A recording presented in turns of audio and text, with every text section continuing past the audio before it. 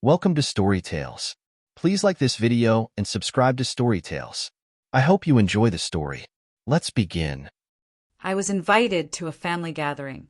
I arrived with the children. In high spirits, we hadn't all been together in a long time. I walk into the restaurant and there's quite a scene. My whole family is heading for the exit, exchanging glances and smirking like conspirators. Mother intercepted me at the table, sat me down forcefully. "Sit here, Aggie, wait. The other something just came up. They'll be back soon."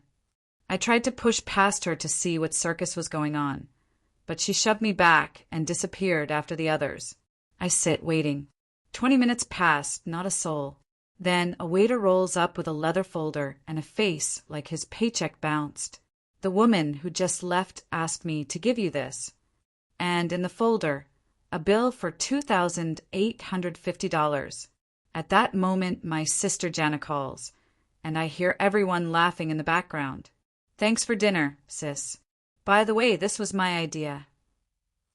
I hung up, and what I did next made all my relatives eat their words for a long time. You know that feeling? You think you're going to a regular family get-together, and you end up in an ambush like a complete fool. That's exactly what happened to me 3 weeks ago. And the revenge I served them was colder than a Chicago winter. My name is Agatha, 34 years old, divorced, 2 children, Angelina 8 years old and Ethan 10. After divorcing my ex-husband Peter 2 years ago, money's been tight, but we're getting by. I work as a nurse, take extra shifts at the hospital. Every dollar counts. My family knows all this perfectly well. They've seen how I hustle, how I count every penny, how I decline joint outings because I simply can't afford them. When Sister Jana called 3 weeks ago, all enthusiastic, going on about a big family dinner at Bella Vita, that fancy Italian place, I immediately tensed up. Bella Vita isn't cheap. One appetizer there costs what I spend on groceries for a day. "Oh, come on, Aggie," Jana whined on the phone. "We haven't all gotten together in forever. Mom's beside herself, wants everyone there. You know how she worries when someone doesn't come to family events." I tried once again to explain my financial situation to her. "Jana, you know I can't handle Bella Vita right now. I have rent, Angelina's dance classes to pay for, Ethan's soccer league fees." "Don't stress," she interrupted me in that tone she always used to brush off poor Aggie's problems. "It's a family dinner. We'll figure it out somehow. Just bring the kids and come. Mom's treating everyone anyway." That should have been the first warning bell. My mother Barbara is a woman of many virtues, but spontaneous generosity for expensive restaurants isn't among them. She still clips coupons and only buys what's on sale. But I'd missed normal family interaction so much after months of loneliness that I ignored all my instincts.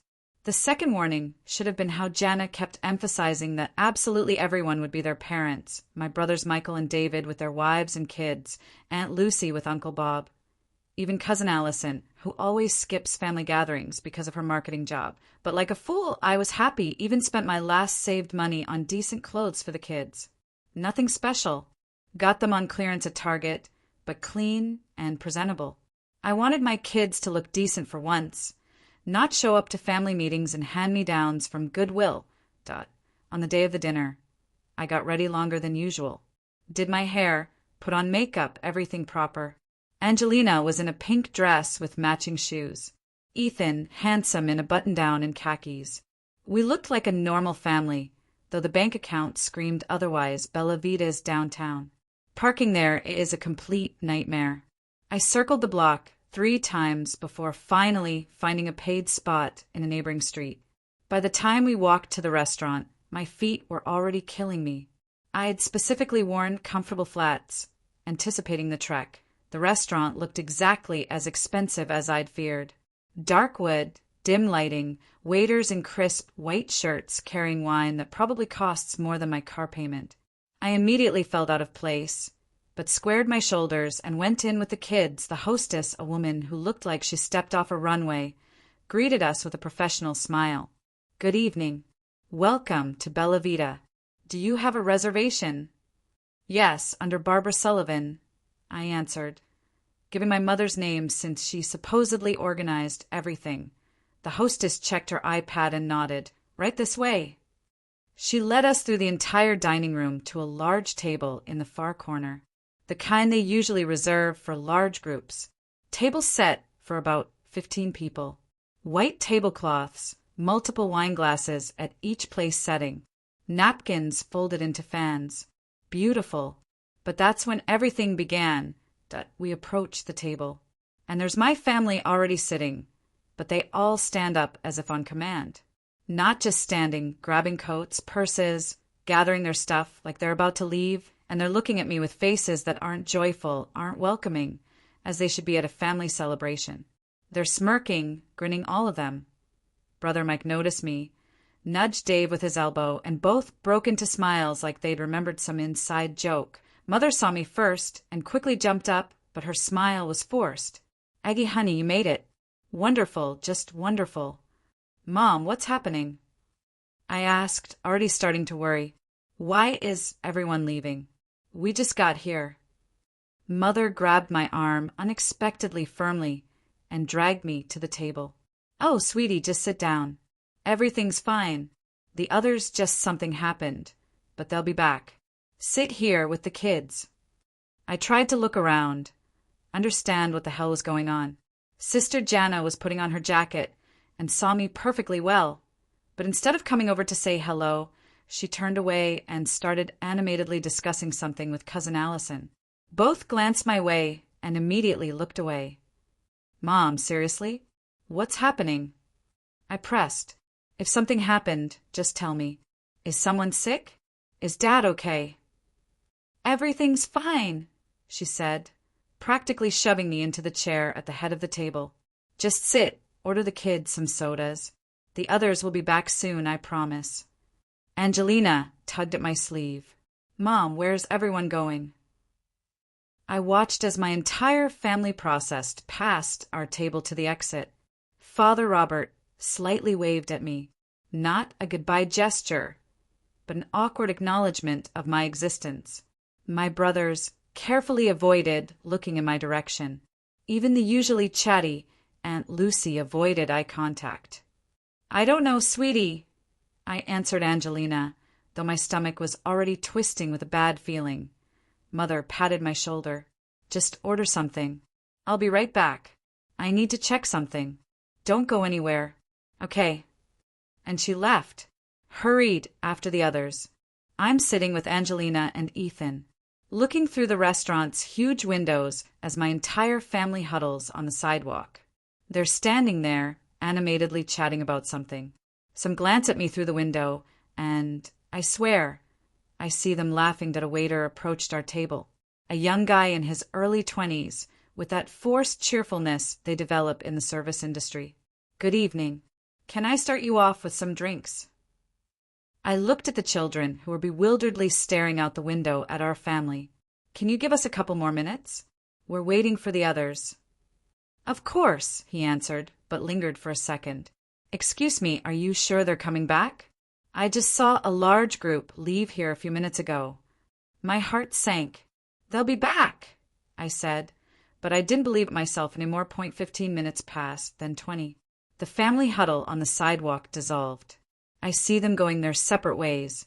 Mother is nowhere to be seen. Angelina started fidgeting, coloring the kids' menu the waiter brought. Ethan kept asking when everyone would return, and I fed him excuses because I didn't understand what the hell was happening myself. And then the same waiter approached our table again, but now he looked embarrassed, really awkward. In his hands a leather folder, the kind they bring checks in. Excuse me, he said quietly, looking around so other guests wouldn't hear. This is very uncomfortable for me to tell you, but the woman who was sitting here earlier, the older lady with the short, gray hair, my mother. Yes, she paid her group's bill and left, but asked me to give you this. He placed the folder in front of me on the table. My hands were shaking as I opened it. Inside was a check. Unpaid, itemized bill, $4 $847.50. I stared at the numbers, my brain refusing to process what was happening. $2,847.50. For food I didn't order, for wine I didn't drink, for a party that apparently happened while I was parking down the street. I don't understand, I told the waiter. What is this? Now, he looked even more awkward. The woman said you would pay part of the bill for this table. They ordered quite a lot, several appetizers, main courses, desserts, wine. The puzzle pieces started falling into place. The smirks, the quick exit, everyone avoiding looking at me. Mother insisting I sit and wait. They planned this. My own family planned to stick me with the bill. With trembling hands, I got out my phone, called Mother. Straight to voicemail. Father, voicemail. Michael, David even tried Aunt Lucy. Either they all turned off their phones or just ignoring me. Finally got through to Jana. She answered on the third ring, and I immediately hear voices in the background. Someone's laughing, chatting, having a great time. Aggie. Jana's voice was full of fake surprise. How was dinner? Jana. What the hell is happening? Where is everyone? Why am I stuck here with a bill for almost $3,000? And then she started laughing, really cackling. Thanks for treating us, sis, she giggled. And by the way, this was entirely my idea. We decided it was time for you to contribute something to the family for once, instead of always being the charity case. The noise in the background intensified. I hear them all cracking up. Brothers, parents, aunt, and uncle. The whole crew having fun at my expense. Literally. You're kidding, I said, though I knew she wasn't. What kidding? Jana continued. By the way, we had an amazing dinner. Alaskan king crab, incredible, and the wine. Mom ordered that Amarone you always drool over on the wine list, but can't afford. Well, now you'll pay for it. Another explosion of laughter. Someone, I think Mike, shouted, Tell her the tiramisu was amazing, too. I hung up, sitting in the restaurant, looking at the kids who are looking at me anxiously. In my hands, a bill for $2,847.50 that I have no way to pay. I have maybe $200 in my account. Credit cards, nearly maxed out. Just spent my last savings on decent clothes for this damn dinner, and now I'm supposed to pay for food I didn't even see. The waiter hovers nearby, clearly waiting for me to figure out what to do. Diners at neighboring tables are starting to glance over. Angelina stopped coloring, looks scared. Mommy, she whispered, are we in trouble? And then something switched in me. Didn't explode, no, cooled and hard like ice. My family thought they could humiliate me. Thought my financial struggles were entertainment. Thought they could embarrass me in front of my children.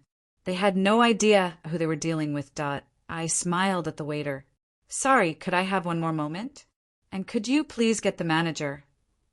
The manager turned out to be a woman around 40, with a no-nonsense demeanor, Violet Richardson. I calmly explained the situation point by point, told her that my family apparently conspired to stick me with a bill, that I hadn't ordered or eaten anything listed on the check, and that this seemed to be some elaborate prank. I'm very sorry this happened to you, she said after listening. Unfortunately, the woman who organized the dinner explicitly stated that you would take responsibility for paying this portion of the bill. I understand, I nodded. But as you can see, I have 2 small children with me, and obviously I wasn't present when all this was ordered and consumed. Can something be worked out? Violet looked at Angelina and Ethan, who sat quietly, shocked by what was happening. Her face softened. Let me see what we can do, she said. Give me a few minutes.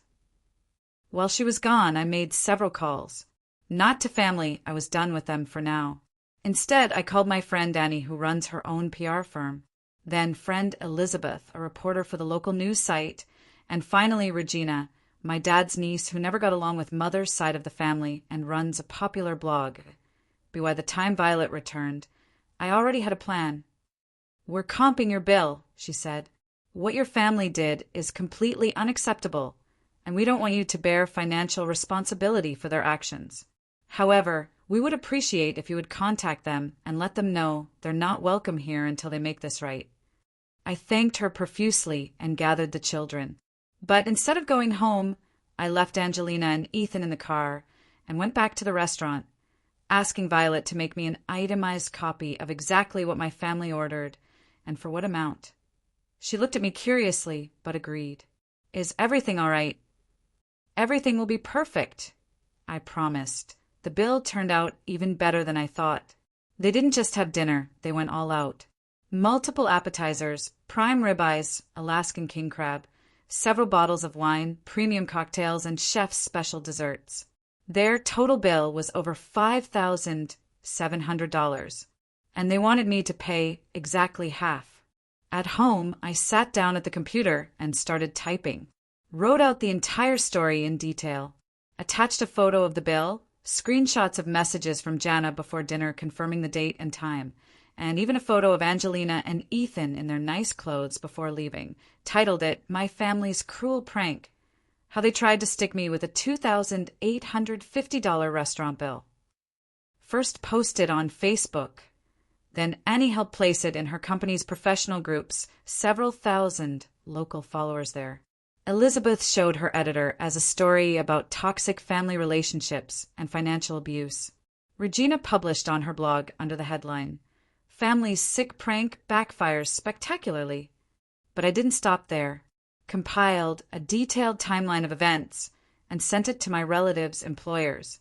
Brother Michael works at State Farm Incorporate.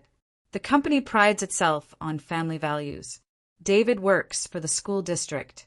Jana works at a Wells Fargo call center. That I didn't write anything malicious or slanderous. Just laid out the facts, attached the bill and screenshots as proof, and waited. The first response came from Regina. Called about 6 hours after posting. Aggie, this is blowing up. The post's been shared 500 times already. And the comments, oh my God. People are furious at your family. The second response was a call from Jana, screaming bloody murder. What have you done, you bitch? My supervisor just called me in.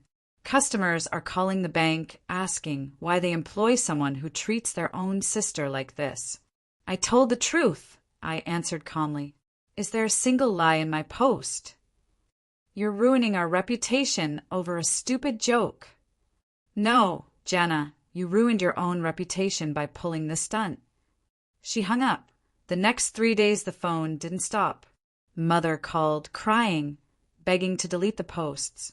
Father called furiously, demanding I stop disgracing the family. Michael reported that his boss made comments about how personal conduct reflects on the company. But the most interesting call was from Aunt Lucy.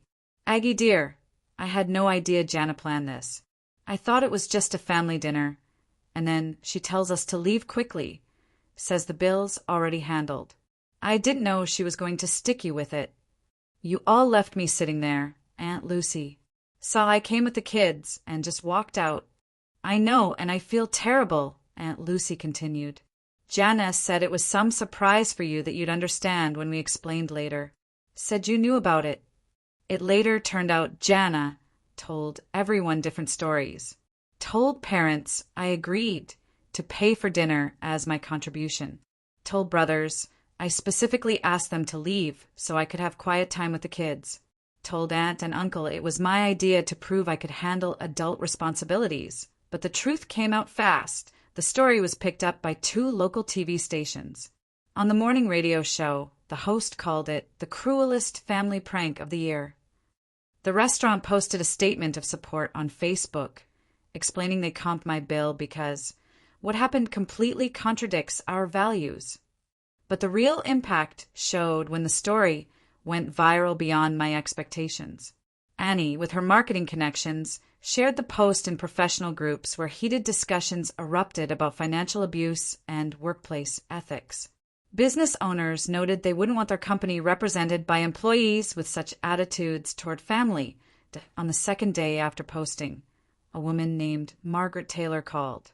Introduced herself as producer of the morning show Morning Coffee on the local NBC affiliate. Agatha, I read your story and would like to invite you on air to discuss financial stress among single parents. We're getting dozens of calls from viewers with similar stories. I was terrified, never appeared on TV, and the thought of telling thousands of strangers about this was frightening. But Angelina and Ethan convinced me. "Mom, maybe you'll help other moms who feel sad," said Angelina with that wisdom 8-year-olds sometimes have. The interview was scheduled for Thursday morning. I took a personal day from work, could barely afford it but had no choice. Spent all week preparing. Annie helped rehearse answers. Elizabeth coached me on camera presence on air day. I was shaking walking into the studio. Margaret turned out to be warm and professional, immediately put me at ease. "We'll just have a conversation. Tell your story like you're talking to a friend." The interview lasted about 12 minutes, but those 12 minutes changed everything. Margaret asked thoughtful questions about financial pressure on single parents, about emotional trauma from family betrayal, about finding the strength to stand up for yourself. But the moment that really resonated was when she asked what this experience taught me. "I learned that you can love your family and still refuse to accept unacceptable treatment," I said. "I learned that my children are watching how I respond to disrespect, and I need to show them you don't smile and pretend everything's fine when you're hurt just because the people hurting you are family." During and after the broadcast, the station phones lit up. Margaret later told me, over 300 calls from people with similar stories. But the calls I received at home were different. Distant relatives I hadn't talked to in years suddenly remembered me, and they were furious. That evening, Dad's cousin Aunt Gloria called. Agatha Marie Sullivan. She used my full name like I was 10 again. "What do you think you're doing? Humiliating the family on TV? Your grandmother would roll over in her grave." "Aunt Gloria," I kept my voice steady. They stuck me with a $2,850 bill I couldn't pay. Humiliated me in front of my children as a joke. What should I have done differently? "You handle these things privately, not running to the media every time your feelings get hurt. Now everyone's talking about us." This conversation repeated with variations several more times. The family split into two camps, those who found Jana's actions unforgivable, and those who thought my public response was worse. Regina called to warn, "Aggie, heads up, some relatives are planning a counterattack. I heard Jana's trying to organize people to claim you made it all up." "Let them try," I said seriously. "I have receipts." Meanwhile, the positive response was overwhelming. The story resonated nationwide. Messages flooded in from single parents across the country sharing experiences of financial humiliation and family manipulation that a woman from Portland wrote. "Your story gave me courage to finally tell my sister I can't be her bridesmaid if it means spending $5,000 on everything. Thank you for showing it's okay to put your children first." A divorced dad from Dallas messaged, "My ex's family pulls this constantly. Invite me to expensive things, then make me feel like a deadbeat when I can't afford it. Your story helped me realize I'm not a bad father for setting financial boundaries." By week's end, consequences reached everyone. Jana was moved to back office work, not fired, but career over. Michael was passed over for promotion. David got a meeting with his supervisor after parent complaints. A month later, Violet from Bella Vita called. "Agatha, your family came in. They paid the bill and left an envelope. Inside was $5,000 and a note from Mother. 'I'm sorry. Dad helped with the job. Contact info enclosed.' No warm explanations, no family dinners. Father, through connections, got me a head nurse position at a private clinic. Salary 50% higher. Sent through Mike, didn't call himself. Jana was laid off after 3 months. Called drunk at 2 a.m. Happy now. I got fired. Because of your drama. Because of your prank. I corrected and hung up. With brothers, we see each other at kids' birthdays. Brief hellos, weather talk. Mike sometimes Venmos money, notes for the kids. Dave included Angelina in his youth soccer coaching, but we only communicate about the kids. Mother calls monthly. Short conversations. How are the kids? Fine. Maybe for Thanksgiving. We have plans. I see. The social media storm died in weeks. Big city, everyone has drama. Occasionally someone recognizes me. Aren't you from that restaurant story? I nod and keep walking. Saw Janice 6 months later at Walmart. She'd lost weight, looked older. Cart full of store brands. Hi, she muttered. Hi. Working at a call center now. Minimum wage. I'm sorry. As I turned to leave, she yelled. You destroyed this family. I didn't turn around. Yesterday, Angelina asked, Mom, why don't we visit Grandma anymore? Because Grandma made bad choices. But she said sorry. Words don't mean much when trust is broken. I understand. My daughter nodded. The Sullivan family doesn't exist anymore. Just people with a shared last name who occasionally cross paths and pretend not to notice. I have regrets sometimes when I see other families at the park, laughing, hugging. Then I remember that night at the restaurant. Children's eyes full of fear. The $2,850 bill. And oh, I don't regret it. Some bridges don't just need burning, they need to be blown up, so there's not even ashes left for rebuilding.